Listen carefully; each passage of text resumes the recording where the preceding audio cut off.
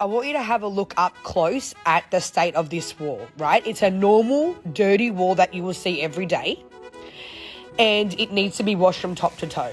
So what I've done is I've just sprayed the whole wall with Shine Degreaser.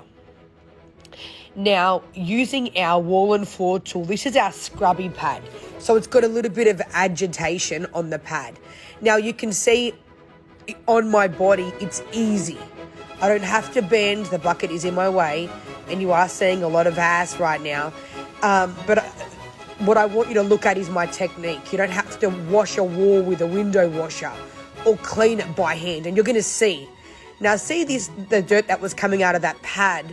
Wait, you need to watch this. So that was a dirty bit, right? It needs a little bit more Shine Degreaser, but look what happens with Shine Degreaser. It comes straight off. Now, look at this, the residue that's on the wall. That's all residue. That's why we remove the residue at the end with our, I call this my pickup cloth, my pickup pad. So the Shine Degreaser was used to break down the grime fast, and there's your residue right there. The scrubby pad was to remove it off, and then the red pad is to remove all residue left behind.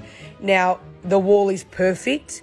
The only thing that we didn't remove is the black scuff marks, but the dirt is gone. See, look now, you can't see those marks because there is no residue. Now the wall is dry. It dries by itself, by the way. Perfect.